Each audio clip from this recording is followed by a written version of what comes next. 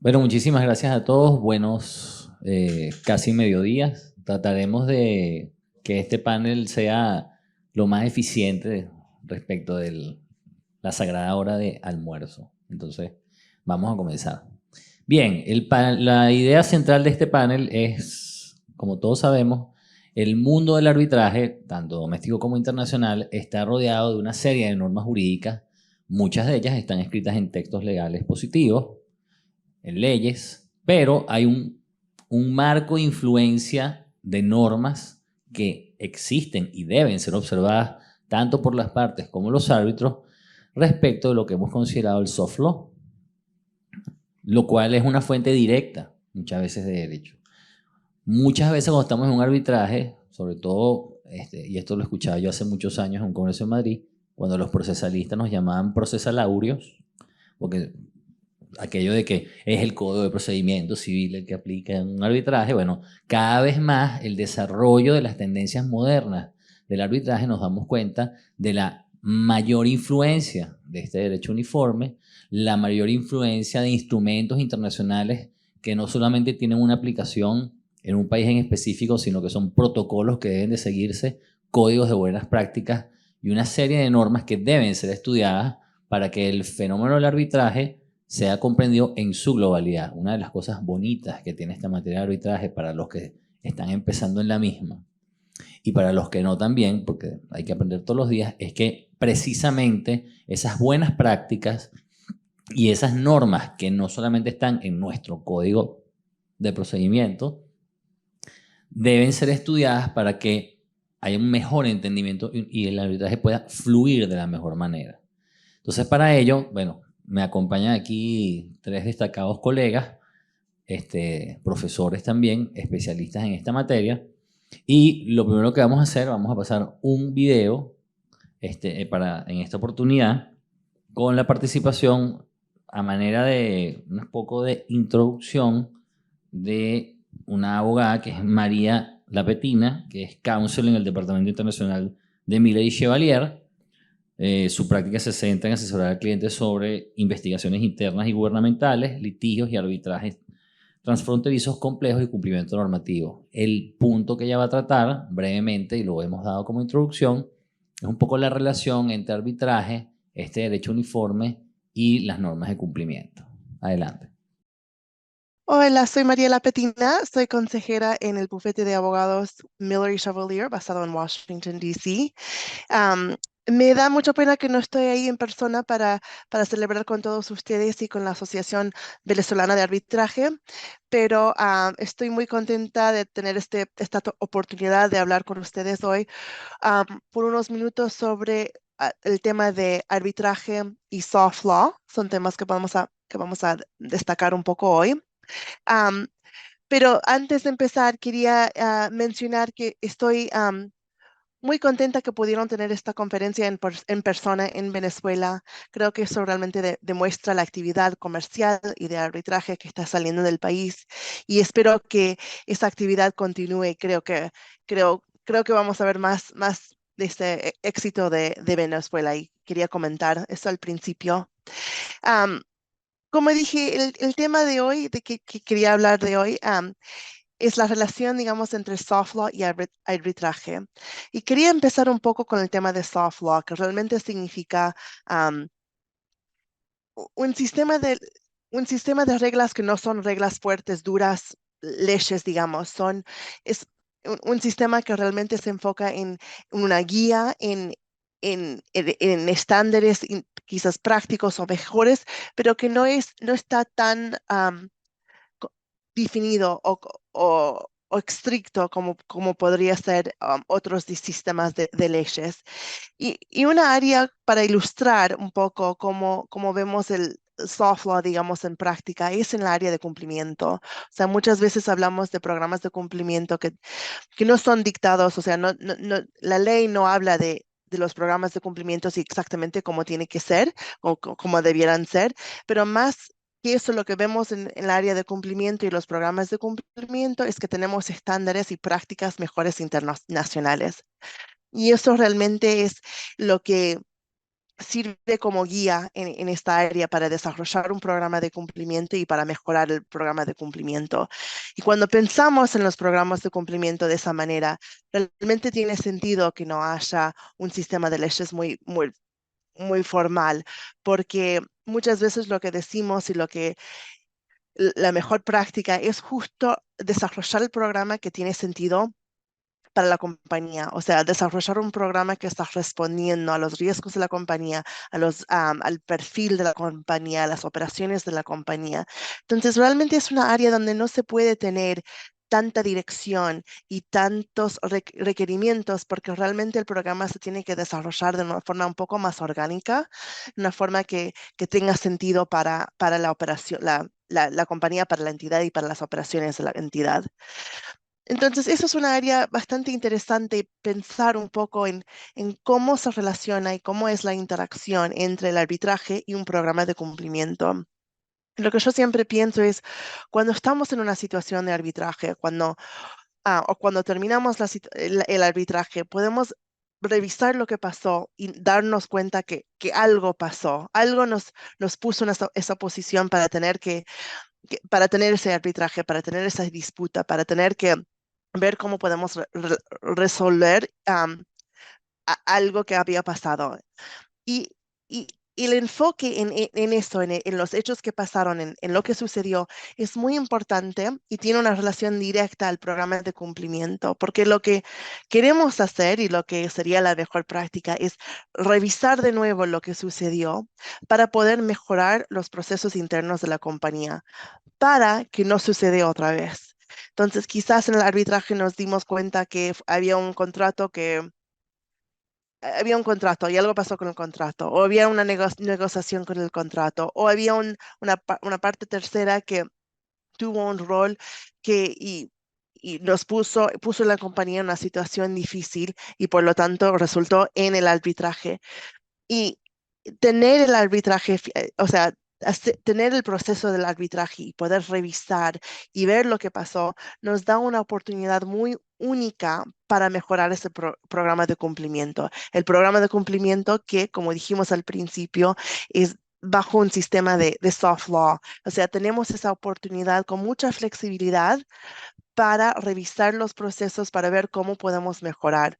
En muchas áreas, bajo el programa de cumplimiento que quizás se pueden revisar las políticas de la compañía, si realmente están respondiendo a las operaciones de la compañía, al perfil de la compañía. O quizás, como dijimos, puede ser que hay un tercero que se metió y el rol del tercero resultó en el arbitraje. Entonces, quizás eso significa un proceso de revisar los terceros, hacer la debida diligencia, monitorear los terceros para que no tengamos la misma situación de nuevo.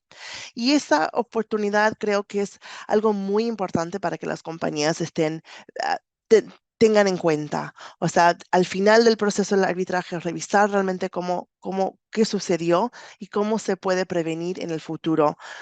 Esto más que nada le pone las compañías y las otras organizaciones en una posición muy fuerte para mejorar sus operaciones de una manera muy transparente y ética, pero también da la oportunidad para prevenir este tipo de disputa en el futuro.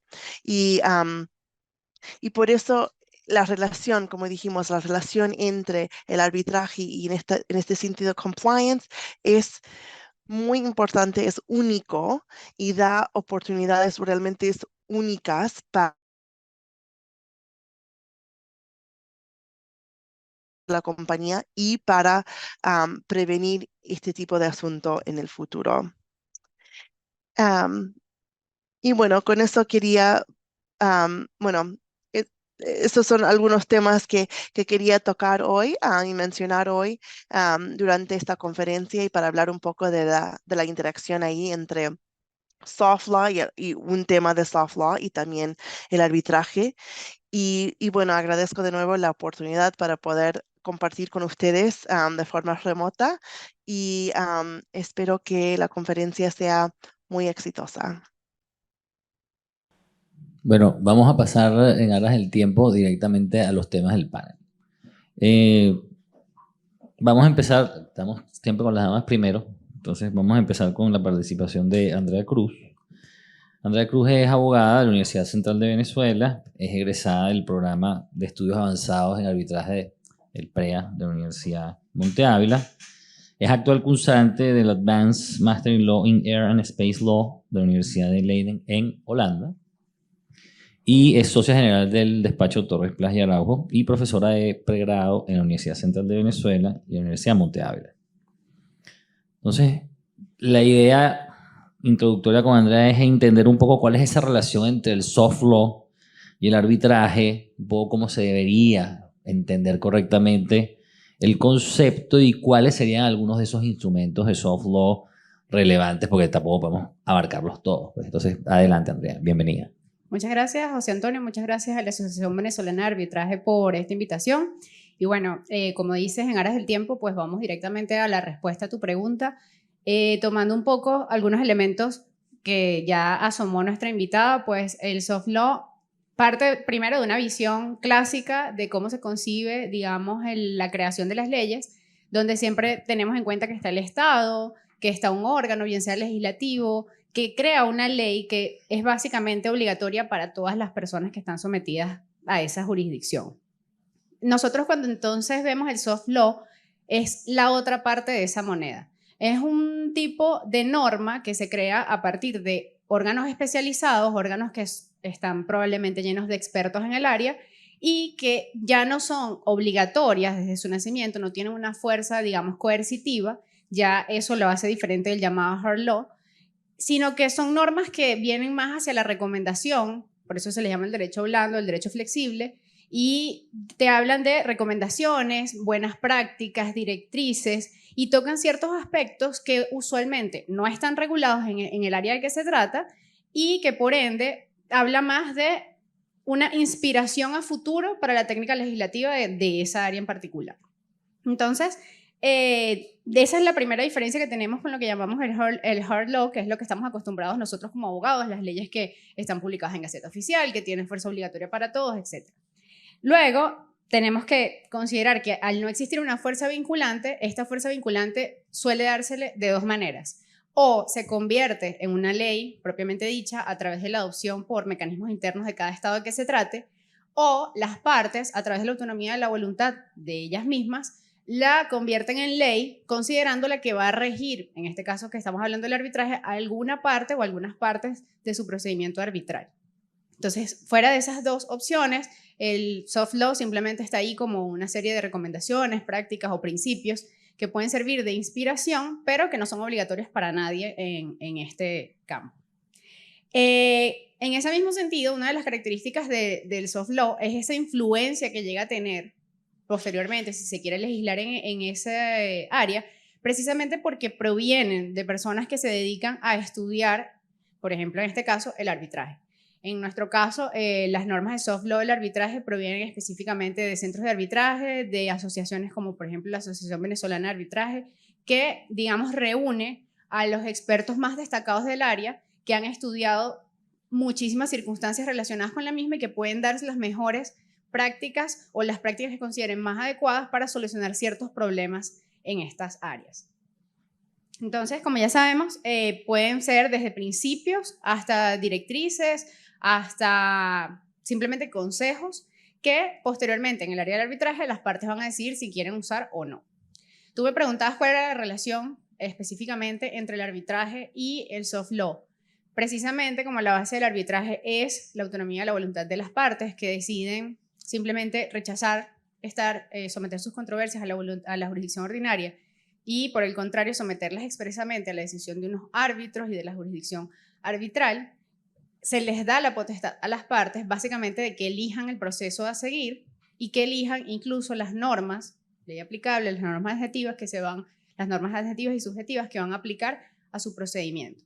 En virtud de que en este, digamos, proceso, en esta área del arbitraje, la autonomía de la voluntad de las partes es tan importante, precisamente, digamos a propósito, se deja mucho espacio a que las propias partes creen el proceso y decidan cómo se va a manejar.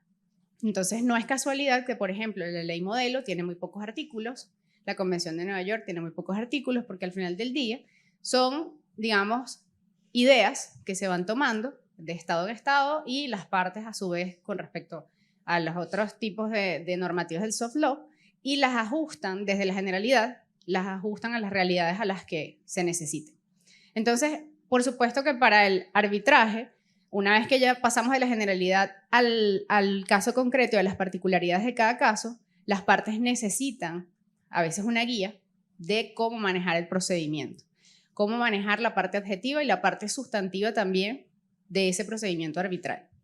Entonces, el soft law es una herramienta que permite que no todo tenga que hacerse desde cero, sino que considerando ya las experiencias pasadas, las experiencias de otros casos, las experiencias de estas personas que están altamente capacitadas en el área, se pueda tener, digamos, un punto de partida para, de ahí en adelante, construir lo que puede ser más beneficioso para esas partes del arbitraje. Y en este sentido, por ejemplo, una de las áreas en las que más se toca el tema del soft law puede ser el área probatoria, porque evidentemente el arbitraje no solo tiene elementos internacionales, como sabemos, sino también diferentes culturas de las partes, diferentes, digamos, formaciones jurídicas pueden existir. Puede haber una parte que tenga más contacto con el common law, otra parte que tenga más contacto con el derecho continental, y por supuesto en el tema probatorio, en mi opinión, ninguna legislación nacional se ajustaría perfectamente a un arbitraje.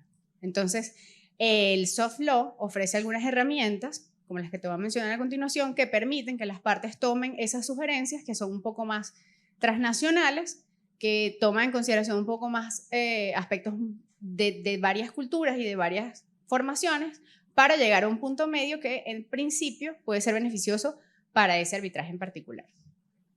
Bueno, inclusive después del mundo pospandémico, donde la Tierra se volvió, gracias a la tecnología, más plana para todos, y donde podemos llegar a sitios donde quizás antes difícilmente nos imaginábamos, son esas dificultades del hombre que además nos ayudan a desarrollar la capacidad de tener que resolver. Entonces hay protocolos que se pueden utilizar no solamente en un arbitraje doméstico en Venezuela, en un arbitraje con notas internacionales, pero que ya prácticamente esa conducta repetida, favorable, consuetudinaria, hacen que sea mandatorio acogerlo. Muchas veces, en mi experiencia, el rechazo de ese tipo de instrumentos es más por ignorancia, por miedo a lo desconocido, lo cual es perfectamente humano, a una falta verdaderamente de entender que puede ser positivo. Pues una vez que lo estudias, una vez que ves cómo funciona, y hoy en día con la telemática es el mejor ejemplo, cuántos reglamentos no se desarrollaron, e inclusive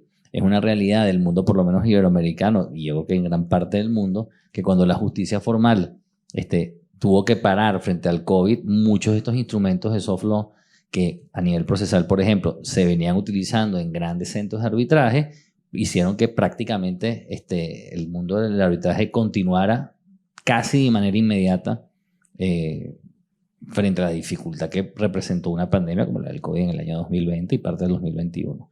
Pero bueno, vamos a seguir con ¿cuáles son esos instrumentos que tú consideras que son relevantes, que cualquier practicante del arbitraje debería tomar en cuenta? Y un poco también, para entrar en la parte más aterrizando y que sea más útil para nuestra audiencia, ¿cuáles son esas ventajas y desventajas que tú, desde tu punto de vista, ves en la aplicación de esas herramientas de soft law al arbitraje? Sí.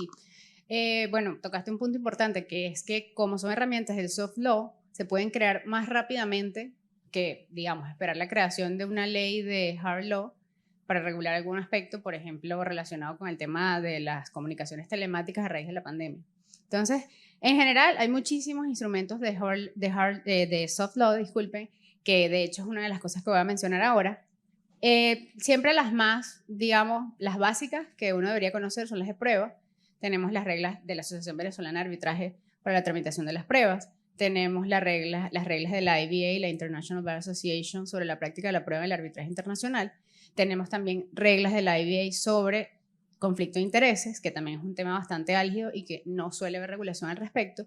Y esto me hace traer a colación un punto del panel anterior, creo que era el doctor Barbosa, que hablaba sobre que a veces las partes, digamos, tienen un vacío.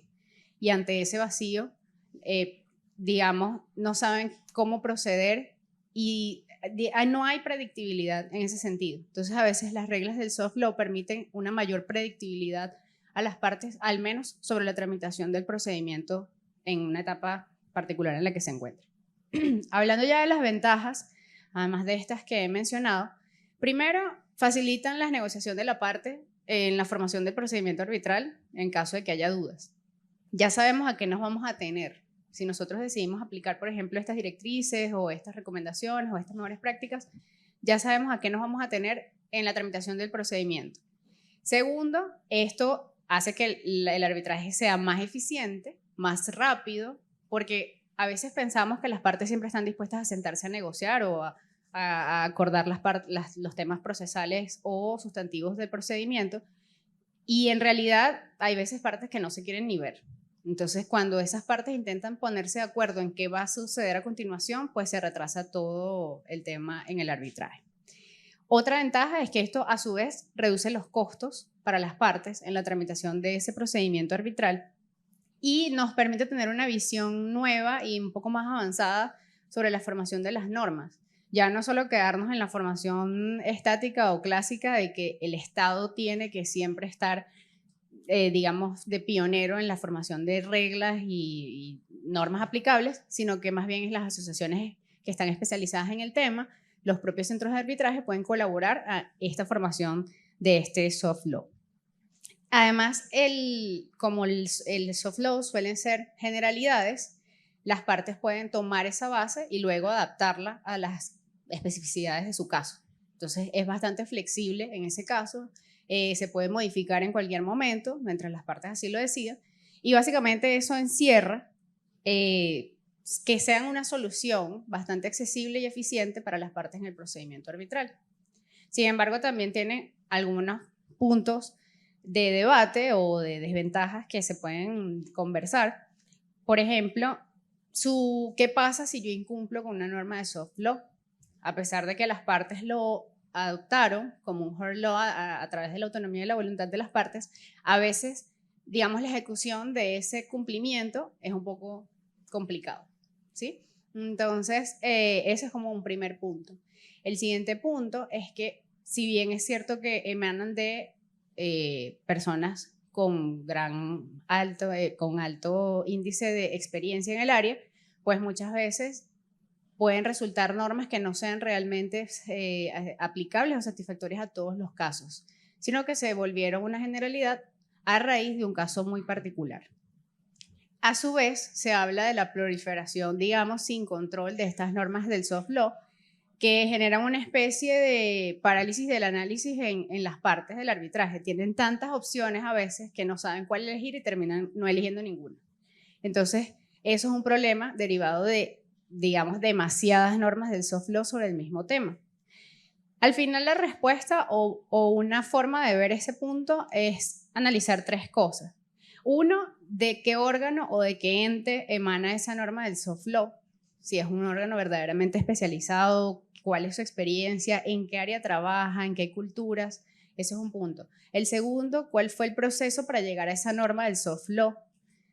¿Qué se tomó en cuenta? ¿Qué consideraciones hicieron esas personas que proponen esta norma del soft law? Y tercero, y la más importante, es qué tan abierta está esa comunidad arbitral de aceptar, acatar y usar esas normas del soft law.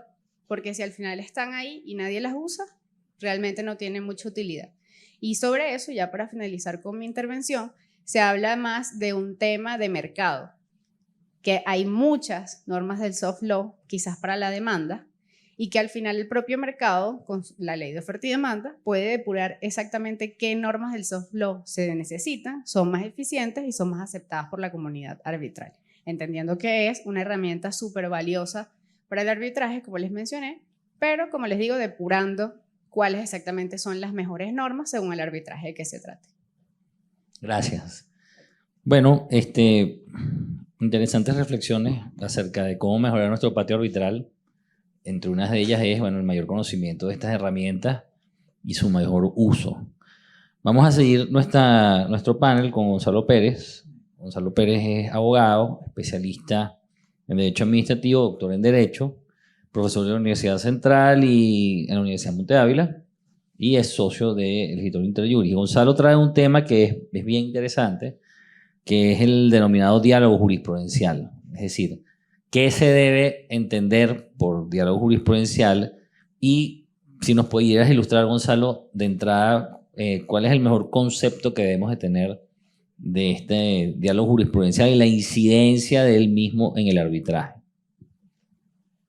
Buenas tardes. Quiero comenzar por agradecer la invitación que me formularon a estar en este panel y formar parte de este 9º Congreso Venezolano de Arbitraje.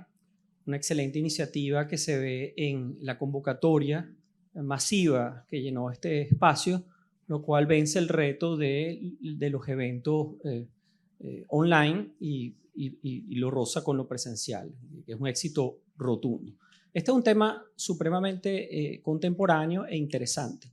El diálogo jurisprudencial es Nobel, una discusión Nobel que se ha dado entre Estados Unidos y Europa, inicialmente con el profesor de Bergottini en Italia, el profesor García Roca en España y la profesora Anne-Marie Slaughter en Estados Unidos, para buscar una explicación a esa inmigración de ideas producto de las decisiones y el impacto que ellas tienen de las altas cortes de justicia en el ordenamiento jurídico interno. Ese choque que estamos viendo cada vez más común entre el derecho internacional, el soft law y el derecho interno ha sido buscada una explicación a través de los métodos del derecho comparado. En este caso, estos profesores son expertos en derecho comparado y en derecho constitucional, buscando una explicación a ese impacto que en realidad lo que busca el diálogo jurisprudencial es un lenguaje común para la resolución de los grandes temas, bien sea de derechos humanos, bien sea constitucional, últimamente producto de la globalización, temas de competencia y actualmente en materia de arbitraje. Ya aterrizándolo en el tema de arbitraje, vemos cómo el diálogo jurisprudencial tiene una significativa relevancia porque estamos viendo cada vez más cómo las decisiones de las altas cortes constitucionales, tribunales constitucionales, sales constitucionales, etcétera, de nuestra región y de Iberoamérica en general, se han de alguna manera entrometido en el arbitraje. Eso que venimos escuchando de que la voluntad de las partes fue sustraerse de la jurisdicción ordinaria y terminan en la cúspide del Poder Judicial o incluso en los tribunales constitucionales que no forman parte ni siquiera del Poder Judicial como son otros países, como el español u otros países, bueno, entonces viene el dicho de que todo gran juicio termina en un tribunal constitucional o una alta corte, lo cual me llamó poderosamente la atención e hice una investigación bastante profunda, sobre todo del impacto de las decisiones de la Sala Constitucional, sobre las cuales no voy a hacer mayor mención porque el panel anterior vació de contenido ese tema, pero sí he encontrado muchas decisiones de otras altas cortes de Latinoamérica e incluso de Iberoamérica, donde se han introducido temas como la motivación del fallo. El Tribunal Constitucional Español, en un fallo muy conocido, anuló un fallo de la Corte Suprema de Justicia Española que había anulado un laudo por inmotivado. El Tribunal Constitucional dijo, mire, un momento, la motivación usted no la puede tratar con el mismo formalismo que se tratan los procesos ordinarios.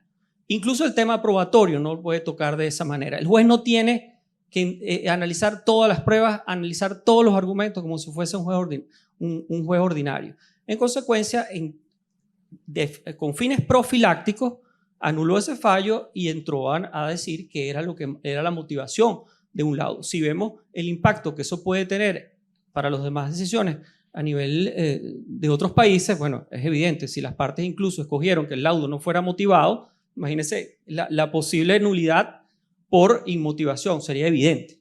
Entonces, en este caso, el Tribunal Constitucional vino a poner coto. También el Tribunal Constitucional de Bolivia, en una relativa reciente decisión en materia de ejecución de laudo, estableció que el laudo, viniendo del extranjero y se pretende ejecutar en Bolivia, y ojo, que Bolivia es uno de los países, lo veníamos conversando, que más ejecuta voluntariamente los laudos. Pueden oponerse y al oponerse, bien sea porque hay cumplimiento o porque hay pendiente un recurso de nulidad, se puede suspender la ejecución. Eso lo estableció el Tribunal Constitucional boliviano. También tenemos las cortes superiores de chilenas. Esas cortes defienden a capa y espada el arbitraje, son incluso más ortodoxas, incluso al decir que ni siquiera el vicio ultrapetita o extrapetita, como lo utilizan otras legislaciones de arbitraje, puede conducir a la nulidad del laudo y que solamente puede atacarse a través del recurso de nulidad, y que el juez incluso que conozca la nulidad no puede entrar sobre el mérito del laudo. Pero en Perú, el Tribunal Constitucional peruano, ya hay artículos que ustedes pueden buscar en Google sobre el valor de los precedentes del Tribunal Constitucional peruano en materia de arbitraje, y ya tienen una doctrina establecida sobre, bueno, la defensa del arbitraje, pero reconocen que en casos graves donde se produzca indefensión o incluso cuando se produzca extrapetita, como lo denominan ellos, se produce indefensión porque no ha sido alegado ni probado por partes, podría justificarse su impugnación. Es decir, incluso la Corte Constitucional colombiana, que es incluso más activista que la nuestra porque se mete en todo. Recuerden que el sistema constitucional colombiano, con el tema de la tutela y el tema de la gran cantidad de recursos que tiene, hace que la Corte Constitucional se meta en absolutamente todos los temas relevantes del país, y el arbitraje no ha escapado de ello. Ha anulado decisiones incluso importantes donde hay bancos involucrados por no estar debidamente motivadas o no haber congruencia en los fallos emitidos por un panel, los laudos emitidos en el contexto de un arbitraje. Creo que situamos el contexto de la discusión allí. Sí, o sea, una de las cosas que discutíamos cuando preparábamos el panel es, bueno, es realmente, o sea, ¿cuál es la función realmente de esta función armonizadora de este derecho uniforme? Y nos hacíamos la pregunta si verdaderamente es bueno que haya uniformidad, pero lo que nos interesaba también saber es cómo desde tu punto de vista, Gonzalo, cómo se ve el Tribunal Supremo de Justicia, los tribunales en Venezuela, o sea, cómo se inserta Venezuela en ese diálogo jurisprudencial que proviene de distintas cortes, con distintas culturas, con distintos ordenamientos, y por qué pudiera caracterizarse como plural en el caso venezolano. Sí, en Venezuela es evidente que el diálogo ha tenido un impacto. Esto es un ejemplo del diálogo. Aquí hay jueces, aquí hay profesores, aquí hay litigantes, etc. La Sala Constitucional ha publicado libros sobre las grandes decisiones en materia de arbitraje. Los pares de los centros arbitrales han publicado boletines y memorias confrontando esas decisiones. Y en el marco, en el contexto de lo que se puede discutir sobre, ya una vez que se vence la confidencialidad de los que revisten los laudos arbitrales, pues ese diálogo sí se produce. Sale una decisión relevante y se produce inmediatamente una respuesta en el foro. Eso es un diálogo que es plural y es bilateral, no es un monólogo, es constante, a veces no es tan pacífico. Sin embargo, en los casos que venían discutiendo, de algunos que han tenido impacto, como el tema del abocamiento, producto de constantes discusiones en los foros académicos, la sala, haciendo uso de moderación, pues resolvió que la vía ordinaria era la que debía privar. Sin embargo, lo importante también es tener en cuenta que es que la discusión del orden público o traer las graves violaciones de derecho constitucional son quizás los únicos motivos que pudieran alegarse fuera de las causales taxativas del recurso de nulidad. A eso no hay que tenerle miedo de que se alegue, porque la jurisprudencia, y esto lo hablo en general, de todos los países, ha tenido un fin profiláctico. Más bien ha venido a tratar de solucionar grandes temas o grandes vicios que se han producido en un determinado arbitraje. Es decir, no hay que tenerle miedo a que se intente un recurso, una revisión, un amparo, una interpretación constitucional, porque es que esa es la tendencia. Y uno lo ve como abogado. pero es que la empresa que lo contrata a uno, o la Procuraduría General de la República, que aplica la ley de la Procuraduría y que dice que usted tiene que agotar todos los recursos que prevé el ordenamiento jurídico, bueno, tiene que estar preparado para ello. Entonces el panel lo que debe estar pendiente es, como decía el panel anterior, que la notificación se haga correcta para que no haya una violación del derecho a la defensa, que se produzca una decisión conforme a lo que se ha trabado ahí en ese debate, y que se resuelvan las pruebas, por lo menos las esenciales, y de ahí va minimizando el posible impacto de una decisión que logre o busque suspender, bien sea la ejecución de un laudo, bien sea un laudo, porque hay amparos contra laudos definitivos, laudos provisionales, medidas cautelares, incidencias, hay interpretaciones constitucionales que van desde la naturaleza del laudo, etcétera. Es decir, hay control difuso en Perú, y en Bolivia es prolífica la jurisprudencia en materia de los límites de los jueces en materia de control difuso de los árbitros. Es decir, lo permiten, pero también ponen límites, ¿ok? Es decir, esto es un tema que es transversal en toda la región, que yo invitaría a que lo analicen cuando presenten sus laudos o contesten, en el contexto de pensar que van a intentar un recurso y ya pensar en la posible defensa, o que lo declaren inadmisible, porque también esa es la otra verdad. La mayoría son declarados inadmisibles porque existe la vía ordinaria. Entonces, la invitación es no temerle a eso, sino más bien hacer las cosas entendiendo que la Constitución y todo ese marco internacional también ha impactado el ordenamiento jurídico interno, y que usted tiene que plasmarlo en sus escritos. ¿Okay? Sí, definitivamente una de las funciones de asociaciones como la Asociación Venezolana de Arbitraje es el fomento y el fortalecimiento de la cultura arbitraria en Venezuela. No solamente desde el punto de vista de los conceptos básicos académicos, sino de la mejor preparación de los usuarios. Y yo creo que una de las cosas importantes, porque ese diálogo jurisprudencial a veces puede ser muy alto, muy bajo, dependiendo de los momentos cambiantes. Inclusive ahorita hacíamos una visión latinoamericana de cómo está el tema del arbitraje en Latinoamérica, un poco las comparaciones entre lo bueno, lo malo y no vamos a poner el feo porque no queríamos poner el término de la película, pero sí las lecciones por aprender. Y uno de los motivos que veíamos era que frente a la tendencia muchas veces de reformas legislativas que parecieran dan un retroceso a ciertos avances arbitrales en ciertos patios, la utilización precisamente de una adecuada cultura arbitral y la utilización de estos elementos nacionales que permiten introducir las mejores prácticas, los mejores códigos, los mejores protocolos para seguir siendo una justicia arbitral de avanzada, tiene que llegar a impactar en la necesaria relación que tiene el arbitraje y el Poder Judicial y ese diálogo jurisprudencial. En Venezuela hemos pasado por momentos muy dulces, hemos pasado por momentos un poco amargos, pero al final, yo como tú creo que, y esto siempre lo dice mi socio Alfredo Almandó, los conceptos tienen que ser aplicados viendo hacia adelante, no importa cómo venga la marea. O sea, no hay una relatividad en las mejores prácticas, hay que seguirlas aplicando siempre y en todo momento sin tenerle miedo a la jurisprudencia. Además, ese es nuestro trabajo. Muchas gracias, Gonzalo.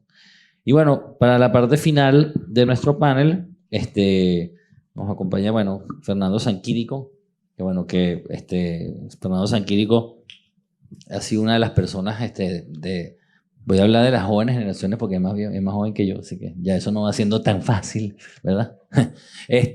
Pero de las nuevas generaciones, junto con Adriana y muchos de los actuales que dirigen el PREA en la Universidad Monte Ávila, están dedicados a precisamente fomentar esa cultura arbitral y al fortalecimiento de la misma. Fernando es Senior Counsel de Dentons en las oficinas de Caracas, es profesor y Senior Fellow en el Máster en Leyes de Dispute Resolution de la Universidad de Missouri, es director del Centro de Investigación y Estudios para la Resolución de Controversias y profesor de pre- y posgrado en la Universidad Central, en la Universidad Católica y en la Universidad Monte Ávila. Entonces, uno de los temas que hablábamos con Fernando era, se habla mucho de armonizar. Entonces, todo tiene que ser parejo. Y el mismo concepto tiene que ser igual aquí, o en la China, o en Hong Kong. cosa que a veces es un poco difícil porque no todos los usuarios y no todas las culturas son iguales. Pero realmente es la armonización la panacea, cómo se debe entender esa armonización.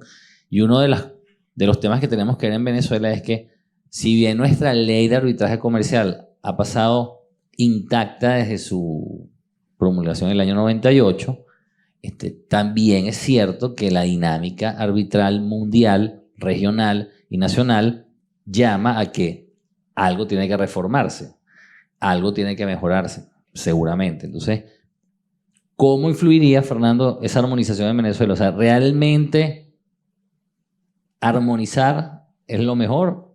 ¿O cómo se aprecia ese fenómeno de la armonización? Bueno, primero que nada, muchas gracias por lo de nueva generación que se dedica a esto, y además gracias a la Asociación Venezolana de Arbitraje por invitarme a estar aquí hoy, ¿no? A ver, ¿cómo se come la armonización? Mira, la armonización tiene muchos niveles, ¿no? Si bien quizás en temas de arbitraje el instrumento mayor o el instrumento armonizador más importante que tiene el arbitraje es la Convención de Nueva York sobre el reconocimiento y ejecución de laudos arbitrales, que según la página web oficial de esto tiene 172 países han ratificado esta convención. Venezuela es uno de esos países, y en ese sentido pues ahí hay una función armonizadora en la que nosotros nos hemos concertado.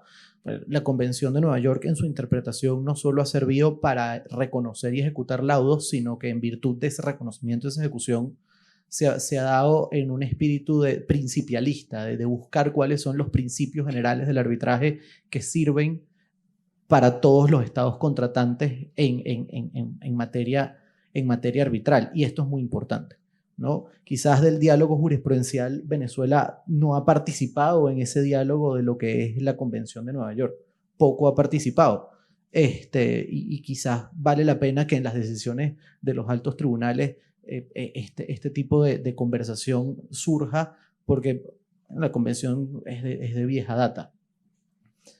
Yo quizás a modo de pregunta tú me dices cómo se inserta Venezuela en este sistema armonizado y hasta dónde es bueno armonizar. Es bueno armonizar, pero no mucho. O vamos a no decir no mucho. Es bueno armonizar, pero con ciertos límites. Venezuela, yo me pregunto, y lo anotaba ahorita escuchando a mis copanelistas, Venezuela es parte de la ley modelo, o sea, y nos jactamos mucho en decir, y la misma exposición de motivos de la ley dice que nuestra ley es basada en la ley modelo. La pregunta es, a pesar de que nuestra ley es una ley modelo, o la ley modelo de la UNCITRAL, sobre eso se basa nuestra ley, realmente somos parte del sistema modelo. O sea, ese desarrollo jurisprudencial nos ha insertado dentro del espíritu del sistema modelo UNCITRAL. Eso creo que es una pregunta que podríamos dejar. ¿Hasta dónde podemos armonizar, José? Mira, yo te diría bastante. Tenemos que armonizar esos principios que vienen de la Convención de Nueva York en nuestro sistema. Creo que han sido un poco olvidados esos principios, aunque por ahí se han pintado en la jurisprudencia nacional y en muchos de los laudos arbitrales. Creo también que parte de la interpretación de la ley modelo como intención del legislador, hay que buscar esa intención en esa ley modelo, en esos trabajos preparatorios que tiene la ley modelo en la interpretación de nosotros, de nuestro sistema jurídico, sin olvidarnos tampoco que nuestro sistema jurídico tiene unas particularidades. Tú ahorita hablabas del tema latinoamericano, por ahí el profesor Eduardo Zuleta en un trabajo más o menos reciente se pregunta si realmente existe un sistema latinoamericano de arbitraje. Okay, contando todas estas particularidades, por ejemplo, en Colombia existen 2 sistemas arbitrales, un sistema para el arbitraje nacional, un sistema para el arbitraje internacional, y este sistema de tutela, pues, cómo se inserta dentro de ese dualismo que existe en Colombia. Para nosotros existe el sistema monista en nuestra ley, a pesar de que nuestro sistema es basado en la ley modelo, nosotros nos apartamos del sistema dualista de la ley modelo y adoptamos un sistema monista en una concepción además errónea del legislador. Ojo, para mí la consecuencia es correcta, sin embargo, la forma en la que el legislador llega a la conclusión es incorrecta, pero a pesar de eso, eso tiene una consecuencia jurídica en nuestro sistema. Andrea nos hablaba un poco del soft law en su capacidad armonizadora. La pregunta ahora en temas de cómo, de hasta dónde debemos armonizar, cómo debemos armonizar y si hasta dónde Venezuela podemos entrar en ese sistema armonizado. El tema es, tú lo decías muy bien, bueno, hay un mercado y muchas veces si nosotros armonizamos y ponemos un solo sistema, un único sistema, un sistema uniforme, único, en el que este es el único estándar por el que nos vamos a mover, quizás lo que vamos a hacer es matar el arbitraje. Entonces, debemos armonizar hasta donde la autonomía de la voluntad nos permita a nosotros jugar con lo que es mejor para nuestro caso, con lo que es mejor para nuestro sistema, con lo que es mejor para el entendimiento de lo que nosotros queremos y el producto que nosotros queremos obtener del arbitraje. Y cuando me refiero a nosotros, me refiero tanto al usuario final, que puede ser la empresa, como bien lo decía Gonzalo, pero también puede ser el legislador, el mismo juez, desde un punto de política legislativa. No sé si con eso te respondo a la pregunta. Sí, un poco la... Evidentemente nadie puede pretender que haya un sistema uniforme, único. Evidentemente también la plaza, o sea, cada centro de arbitraje tiene que ser distinto al otro para poder tener soluciones. Cada plaza arbitral tiene, evidentemente, ventajas una de otra, pero realmente, o sea, ¿cuál en tu concepto sería la función, digamos, útil de esa armonización? O sea, ¿en qué punto sí pudiéramos decir, bueno, verdaderamente hay puntos en que son necesarios para que las cosas fluyan? Y quizás con esto entramos en la parte final de nuestro panel, en el sentido de, y me gustaría escuchar de cada uno de ustedes una reflexión final, bueno, es verdaderamente, o sea, sabemos que es útil este derecho uniforme, pero ¿cómo debemos entenderlo y cuál es la utilidad respecto del mismo? O sea, ¿qué reflexión final nos llevamos de este mundo del soft law o derecho armonizado y el mundo arbitral? Quizás le estás preguntando a una persona que es bastante radical en la forma de entender el arbitraje, ¿no? En este sentido, la mejor forma de entender la armonización, y yo creo que la tenemos a raíz de la Convención de Nueva York, es esa posibilidad de que tú puedas obtener una decisión producto originario de la autonomía de la voluntad de las partes, o sea, las partes pactaron irse a arbitraje y obtuvieron una decisión producto de esa voluntad, ¿no? O sea, de sustraerse, y yo no diría sustraerse, yo de elegir efectivamente un foro determinado para su decisión, en la medida en que nosotros tengamos una posibilidad de conocimiento universal, si lo quieres poner así, si lo quieres poner un poquito más técnico, uniforme, de que ese laudo, como decían en el panel anterior, que puede ser dictado en Venezuela, pero puede ser fácilmente reconocido y ejecutado, que eso es básicamente lo que buscamos con nuestra decisión. Por ahí el profesor Ramón Escobar lo decía, si tú tienes un laudo que no es ejecutado, pues ese laudo no sirve para nada. Entonces, en la medida en que nosotros podamos, mediante esa armonización o esa uniformización del derecho, poder lograr que ese laudo pueda ser entendido en su contexto, ¿okay? En su contexto nacional, afuera, porque hay unas garantías determinadas que nosotros podemos observar que son comunes a todos los participantes de un sistema que cada vez es más globalizado. Tú lo decías al principio, que es cada vez un mundo más plano. Entonces, en esa medida, entonces el sistema de armonización y uniformización nos va a ayudar a que ese producto que obtenemos pueda coadyuvar al mantenimiento de un mercado y un flujo de dinero eficiente. Pues es que si no, nos truncamos y entonces vamos a tener un sistema en el que nos vamos a quedar pues, en pequeñas islas donde, bueno, si yo tener un laudo es lo mismo que tener una sentencia. Pues yo tengo que ir a un país, Argentina, a agarrar un laudo y pasar por un proceso de reconocimiento que es engorroso, donde van a entender si las garantías efectivamente fueron dadas y bajo qué parámetros esas garantías tienen que ser dadas, etcétera, etcétera. Pues entonces, ¿cuál es la diferencia entre que yo me vaya para el arbitraje y me vaya para el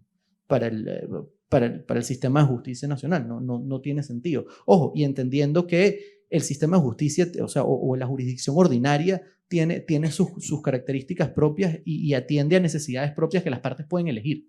¿ok? O sea, a mí no me gusta la contraposición del arbitraje porque tiene beneficios sobre la jurisdicción. Cada una tiene sus beneficios y por eso nos podemos ir en otro momento, pero lo que quiero decir es que esa uniformización o esa armonización sirve es precisamente para esto, para que podamos tener un producto eficiente que nos sirva a todos los usuarios del sistema. Bueno, y además hay que recordar que no estamos solos en la cancha, está la mediación cada vez creciendo más, como mencioné de Singapur, están los dispute boards, entonces el arbitraje también tiene que hacer una labor de hacerse eficiente, sobre todo además en una relación de costo-beneficio importante. Andrea. Sí, bueno, brevemente, lo que yo creo es que efectivamente la armonización es muy beneficiosa. Los temas de las normativas de soft law suelen ser bastante eficientes para las partes, pero dos cosas. Uno como parte tiene que estar situado en el contexto en el que está. Si eres el abogado, ¿quién es la parte? ¿Quién es tu contraparte? ¿Dónde es el arbitraje? ¿Cómo nos vamos a desenvolver? Porque a veces yo puedo leer un código de conducta de Hong Kong y me parece que Hong Kong suena elegantísimo y no tiene absolutamente nada que ver con lo que yo estoy haciendo aquí, entonces obviamente no va a dar el resultado que yo creo. Y lo mismo aplica para otras jurisdicciones. Entonces, estar bien situados en dónde estoy yo, quién es mi cliente, si yo soy, digamos, el abogado de parte y qué es lo que puede resultar más eficiente, por lo que tú estás diciendo de, digamos, hacer el procedimiento lo más eficiente posible, tanto en costos como en tiempo. Y también en cuanto a las asociaciones, como la Asociación Venezolana de Arbitraje, que hace un gran trabajo en este particular, lo mismo. Crear estas normas del soft law que suelen ser muy beneficiosas porque se acercan más a la forma cultural de donde están ubicadas. Lo mismo considerando dónde estamos, qué nos ha sido beneficioso, y aquí toca un poquito el tema de la confidencialidad, que bueno, eso es para otra edición del Congreso, si debe haber confidencialidad o no en los laudos, para poder estudiar qué es lo que ha pasado, qué ha sido beneficioso, qué no lo ha sido, y trabajar con base en eso, porque esto literalmente, como te dije, en mi opinión, es un tema de oferta y demanda, y de qué es lo que ha salido bien y qué no. Gonzalo. Bueno, el diálogo jurisprudencial puede ser un mecanismo muy útil para comprender y armonizar todo ese conjunto de disposiciones de derecho interno con el soft law, con la jurisprudencia nacional, extranjera, los pactos internacionales y la Constitución, buscar una uniformidad en un lenguaje común que busque prevenir o soluciones comunes a estos grandes temas, ¿no? La invitación es que piensen, como decía el profesor Escobar León, en que los arbitrajes o los laudos tiendan a ejecutarse en cualquier parte donde pueda ejecutarse, es decir, que haya un lenguaje común que permita esa armonización y esa efectividad que busca el empresario cuando contrata a un abogado. De nada te sirve tener una sentencia en un cuadro muy bonita si no la puedes ejecutar. Y esa es la misión de esto, y esta es una herramienta que permite y que ha estudiado muy bien el derecho comparado para lograr esa armonización. Gracias, Gonzalo. Bueno, con esto terminamos nuestro panel, dándole las gracias primero, como siempre, a los panelistas, que son los que traen su conocimiento y las reflexiones para el público. De mi parte, darle gracias a la organización del evento por invitarme a moderar nuevamente. Bueno, les deseo buen provecho y ya saben, es importante ver más allá de la frontera. La tierra es más plana y podemos llegar a muchos sitios desde aquí de Caracas, Venezuela.